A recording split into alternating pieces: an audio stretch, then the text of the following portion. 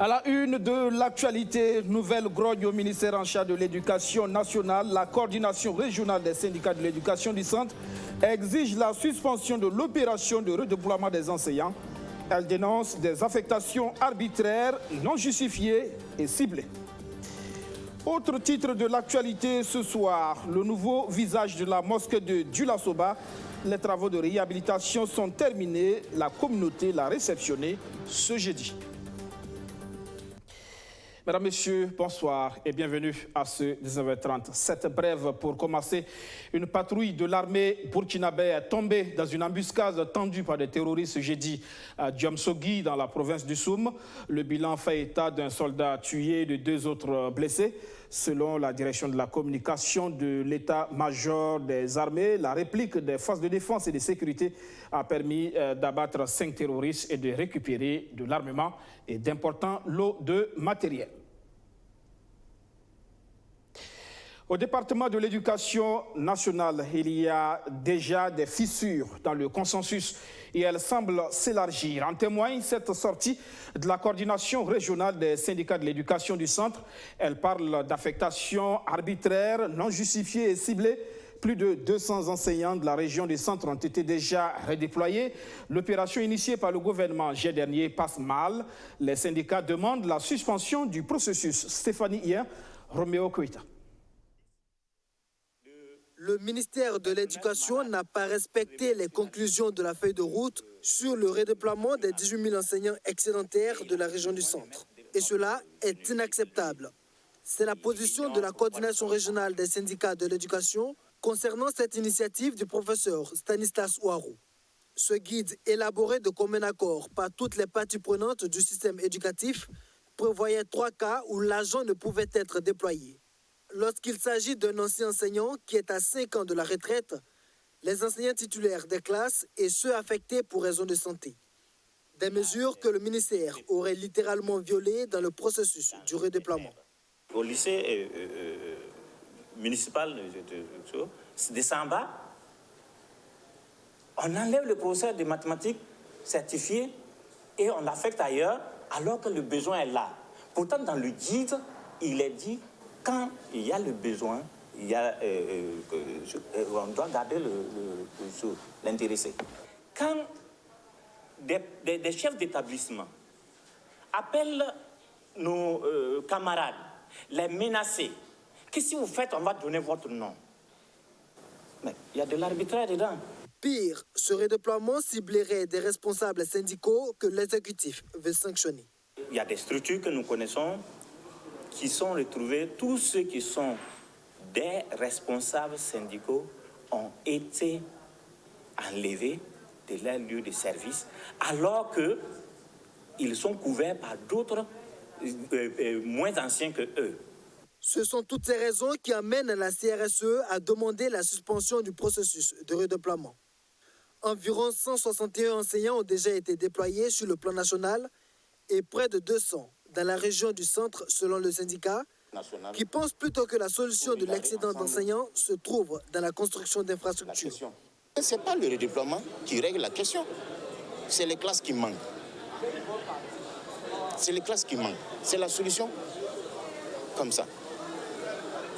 Il faut que le gouvernement respecte le protocole en mettant à la disposition des enfants burkinabés des classes. En attendant la réaction du ministre en charge de l'Éducation, le syndicat invite ses militants à ne pas prendre les notes d'affectation et de boycotter les activités de la rentrée scolaire 2019-2020. Elle a fait peau neuve, une renaissance pour la vieille mosquée de Dioula-Soba. Les travaux de réhabilitation s'achèvent. Le ministre de la Culture, des Arts et du Tourisme, Abdoul Karim Sango, a procédé ce jeudi à la remise officielle de la mosquée réhabilitée aux communautés, surtout Justin Dabiré. La grande mosquée de Dioula-Soba peut de nouveau accueillir les fidèles qui la fréquentaient. Cet édifice qui, au-delà de son aspect religieux, est un patrimoine culturel et un haut lieu touristique qui fait la fierté de la ville de Sia et du Burkina Faso. Sa réhabilitation estimée à plus de 500 millions de francs CFA s'est faite en 4 phases. Les deux premières phases qui concernent la construction des hangars, du bloc sécurité et la réhabilitation de la bâtisse ont coûté environ 280 millions de francs CFA. L'aide d'ablution, l'observatoire et le château d'eau ainsi que le pavage et l'aménagement paysager seront bientôt réalisés. Nous sommes rassurés. Rassurés pourquoi? Parce que Ebomaf a été touché par les ministres et Ebomaf est prêt à venir faire ce pavé. Kanazoe Inoussa Kanis est prêt à venir faire le château et la passerelle. Donc nous sommes fiers de faire ce travail-là pour la population de Bobo et même pour le monde entier. Parce que cet édifice-là, cette bâtisse-là, va représenter l'Afrique à l'UNESCO. Et c'est ça notre satisfaction. Satisfaction partagée par le ministre en charge de la culture, patron de la cérémonie. Après avoir fait l'historique de la mosquée de Djoula Soba, Abdul Karim Sango a invité les fils et filles de la ville de Sia à se l'approprier et à faire de cette bâtisse un lieu de prière pour la paix et la cohésion sociale au Burkina Faso. Mesdames et messieurs, je fais mieux ce proverbe bamana qui dit que tout enfant garçon se doit de surpasser son père en tout domaine et de ne jamais rester en deçà. L'imam Sakidi Sanou et les générations passées se sont investis pour la foi, la promotion du dialogue interreligieux, la préservation et la promotion de la cohésion sociale. Faisons tout pour aller au-delà. En tout cas, au nom du président du Faso, de l'ensemble du gouvernement, nous souhaiterons que cette mosquée réhabilitée aujourd'hui soit le lieu d'où partiront des prières pour la paix, la tolérance, la quiétude, le développement dans notre pays. La réhabilitation de la grande mosquée de Djoula Soba a été possible grâce à la contribution de toutes les forces vives de Bobo Djoulasso. La vieille dame de Bobo représente donc un symbole d'unité des fils et filles de la ville de Sia. C'est un événement qui, à notre avis, réconcilie Bobo Djoulasso avec elle-même, parce que Bobo est avant tout une ville cosmopolite, comme vous avez pu l'entendre, une ville de tolérance, qui, à la construction de cette mosquée, avait mis ensemble toutes les forces vives, toutes les ethnies, d'où qu'elles viennent pour la construction de cette mosquée. Nous traversons une période où notre pays a besoin de ça, notre pays a besoin de ce référent sur le plan culturel, sur le plan religieux, pour savoir qu'avant nous, le dialogue interreligieux, la tolérance entre les hommes pour vivre ensemble était là déjà. La vieille mosquée de Djoula Soba est un monument religieux construit entre 1880 et 1890 sous l'instigation de l'Almaniste Sakidi Gaussou Sanou, chef religieux musulman.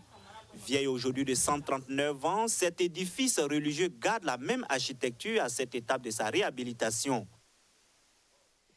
Dans la région des Cascades, la campagne agricole humide est jugée passable par les techniciens en charge de l'agriculture. Un début de campagne difficile, mais les champs affichent tout de même une bonne physionomie. Le gouverneur de la région était sur le terrain pour encourager les producteurs. Surtout Justin Dabiré. C'est dans le village de Lomouroudougou, dans la Komoué, sous une pluie battante que débute la visite. Dans la parcelle vitrine de Sungalotou, le gouverneur de la région des Cascades et sa délégation ont constaté l'appropriation des technologies innovantes et la diversification des productions agricoles. À Olokonto, c'est le champ-école des producteurs de riz qui accueille la délégation. L'itinéraire technique de production optimale de riz et les bonnes pratiques agricoles sont expliqués au gouverneur et à sa délégation. Dans les champs de Mambo-Kara, l'exploitation agricole familiale affiche une bonne physionomie. L'utilisation de variétés améliorées et les bonnes pratiques agricoles sont mises en pratique par Mambo-Kara. Donoual Banonson est un producteur sémencier à Douna dans la Léraba. Ses 5 hectares de superficie de maïs emblavé présentent une bonne physionomie avec des épis en phase de maturation. Un champ qui a connu un début de campagne difficile dû aux caprices pluviométriques. Vraiment, il ne pleuvait pas. Parce que vous voyez, cette sage-là, on a semé le 14. Et il ne pleuvait pas le 14 de 6e mois en juin. Donc il ne pleuvait pas. On avait problème de difficulté, il ne pleuvait pas. Surtout à l'application 15e jour de semis. C'était vraiment dur. C'était vraiment notre difficulté. Vous avez connu les chenilles? Les chenilles, oui. C'était là les chenilles, on les a combattues. Il faut tirer vers le haut, donc amener les producteurs à suivre les modèles. Voilà, donc voilà les critères essentiels. Maintenant, nous sommes sortis, nous avons visité les exploitations, aussi bien à Olonkoto, Douna, mais aussi les outils de vulgarisation. Parce que ce sont ces outils-là qui permettent de diffuser les bonnes pratiques. Donc nous sommes assez satisfaits, quand même il y a des difficultés, notamment la difficulté de la pluie, les poches de céréales que nous avons vécues, mais également aussi les attaques de chenilles. C'est une campagne agricole en cours jugée satisfaisante dans les cascades par les autorités de la région. C'est la campagne agricole, il nous faut quand même sortir, voir ce qu'ils font sur le terrain et les encourager. C'est pour cela que nous sommes là sur le terrain. Nous avons visité quelques exploitations dans la commune de Banfora. Nous sommes là dans la commune de Douna. Nous avons fait Wolonkoto. Nous sommes satisfaits parce que tout ce que nous avons visité, nous constatons que les exploitants ont suivi les conseils des techniciens. Vraiment, ça se présente bien. Joséphine Kouara a pu et sa délégation également visité le bassin de collecte d'eau de ruissellement d'une superficie de 25 mètres cubes en expérimentation à Douna. Cette sortie terrain du gouverneur des Cascades a pris fin par un échange avec les producteurs sur la situation de la campagne agricole.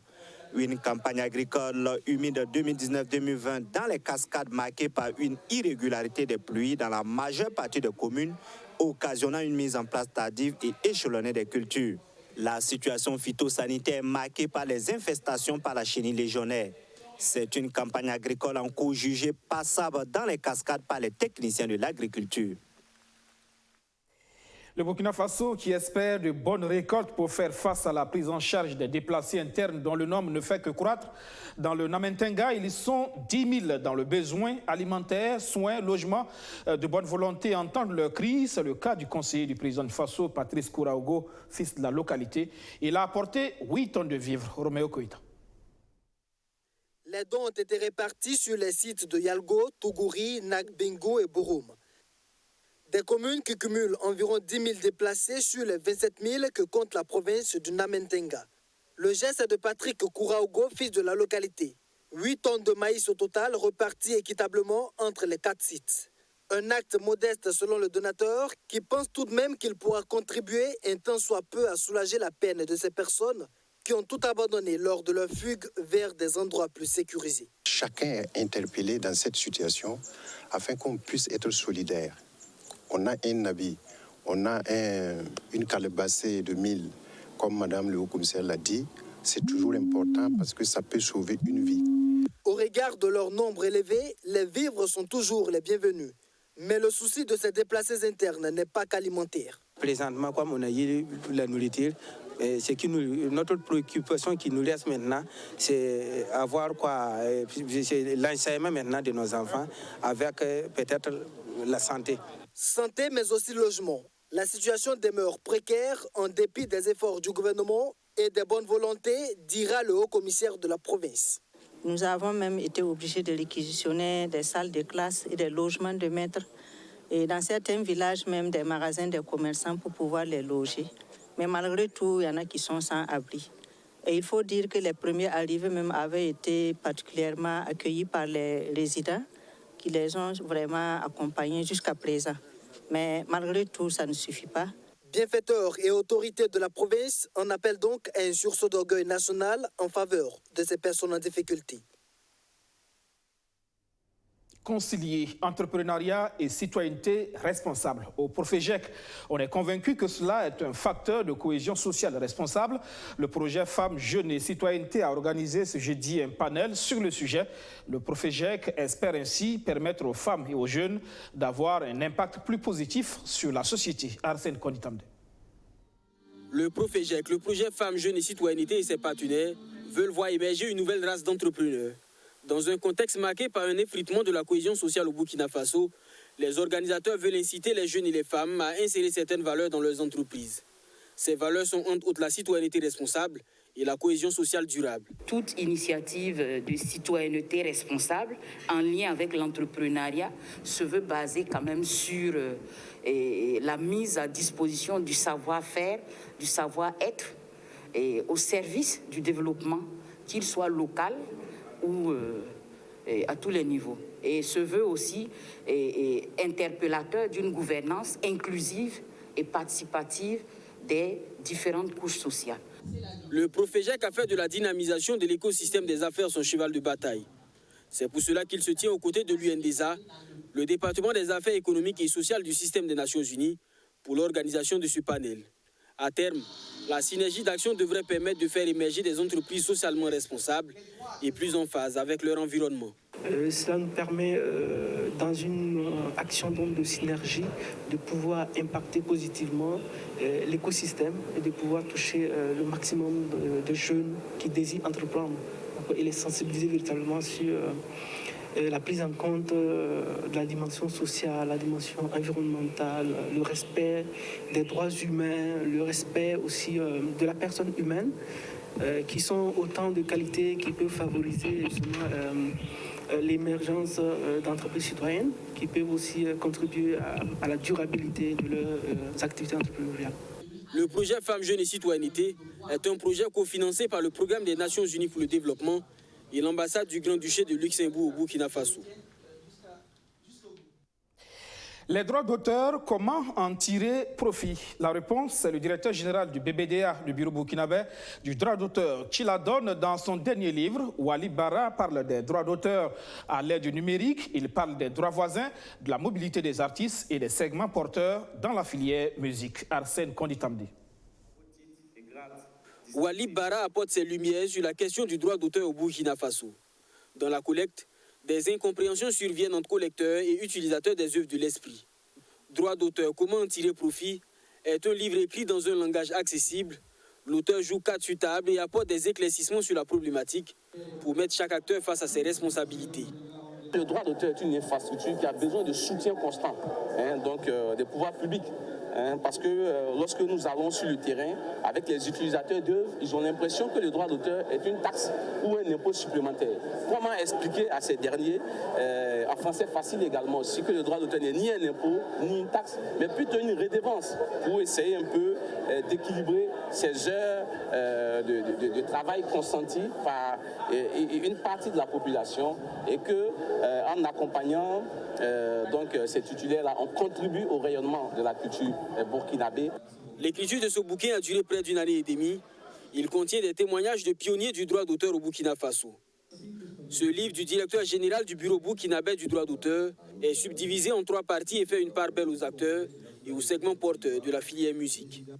Pourquoi le choix de la filière musique? Parce que le bureau de droit d'auteur est composé à près de 70% des membres de la filière musique, mais également l'ensemble des collectes qui avoisinent plus de 70% des collectes totales, destinées aux acteurs de la musique. Et c'est à ce niveau qu'il y a plus de remue-ménage. Donc il était important pour que cette 3e partie-là puisse donc être consacrée aux acteurs de la filière musique.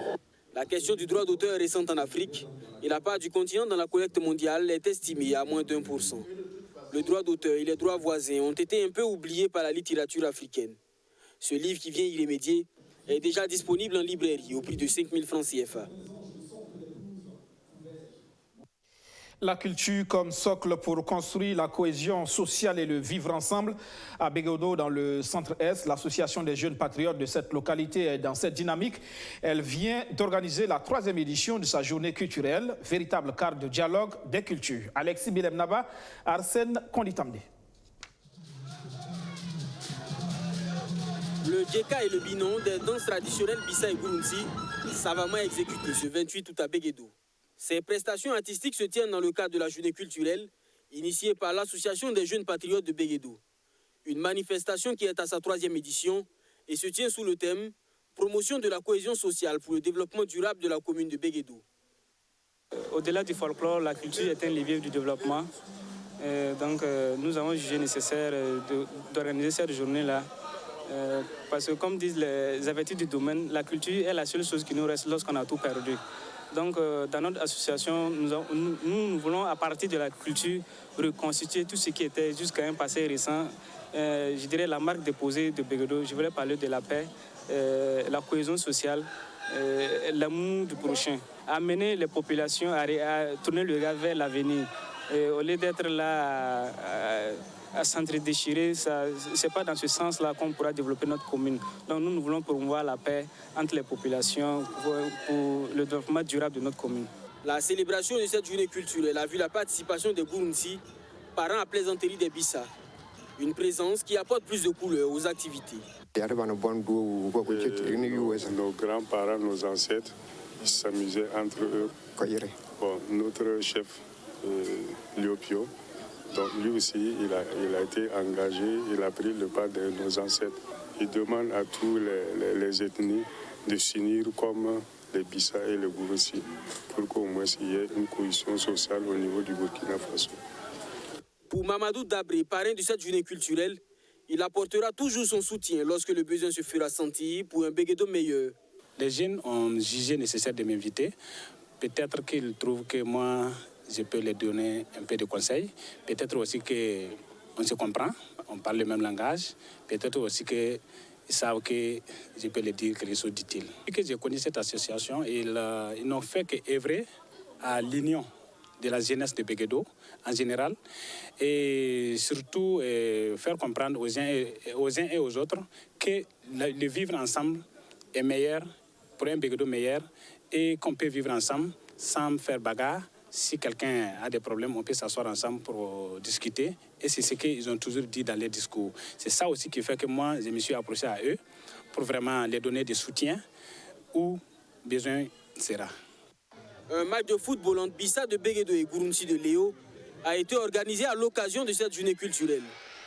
Un match qui s'est soldé par une victoire 5-4 en faveur des Bissa qui remportent le trophée, un ballon et une enveloppe financière de 30 000 francs CFA. Unité du corps du Christ, témoignage pour la nation, c'est l'esprit qui guide le camp national de la jeunesse de l'église évangélique SIM du Burkina Faso. Ce camp est un cadre de formation spirituelle et d'expression pour la jeunesse chrétienne. Il prend fin le 8 septembre prochain à Lobila. Majid Bakouan, Archimède Boy.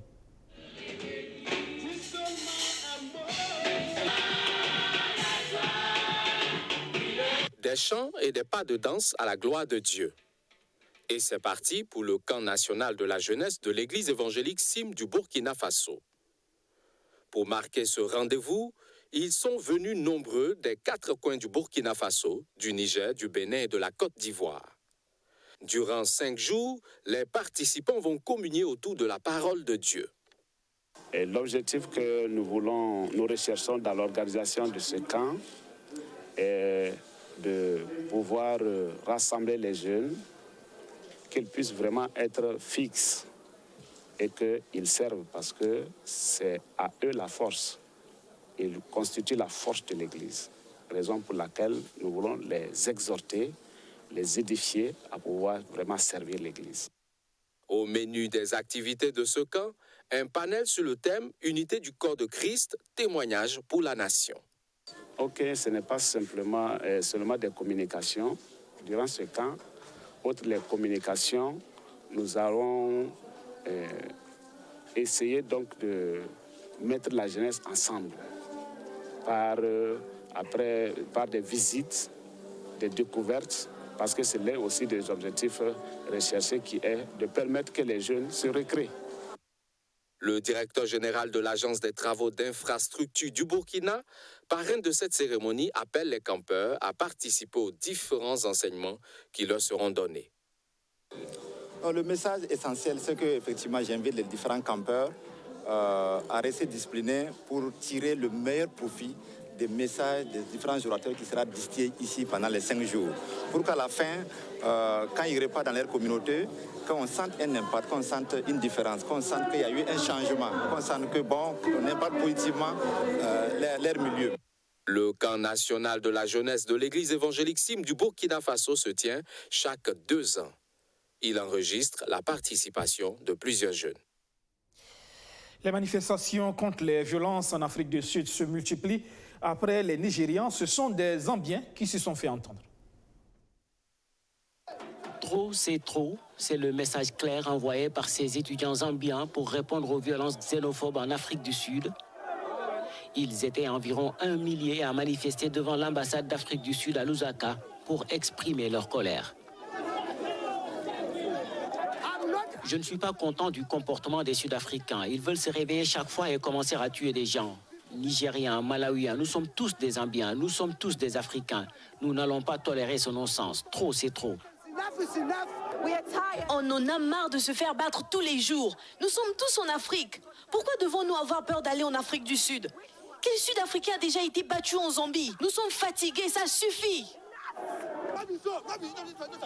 Même réaction au Nigeria, où de violentes manifestations ont eu lieu, notamment à Abuja et à Lagos, où les protestataires s'en sont pris à des enseignes sud-africaines. Nous sommes tous très fâchés. C'est pourquoi nous sommes dehors aujourd'hui pour protester contre ces meurtres xénophobes, pour qu'ils cessent. Il y a des citoyens sud-africains dans ce pays. Nous les avons laissés. Leurs investissements sont tellement importants ici, mais nous ne leur avons pas fait de mal. Alors pourquoi doivent-ils faire du mal aux nôtres? Première victime de cette colère, le géant des télécoms sud-africains MTN a décidé de fermer toutes ses agences au Nigeria, son plus grand marché avec ses 190 millions d'habitants. Les violences xénophobes en Afrique du Sud ont fait au moins 7 morts. Fin de cette édition. Merci de l'avoir suivi. Excellente soirée sur BFM. Bonsoir.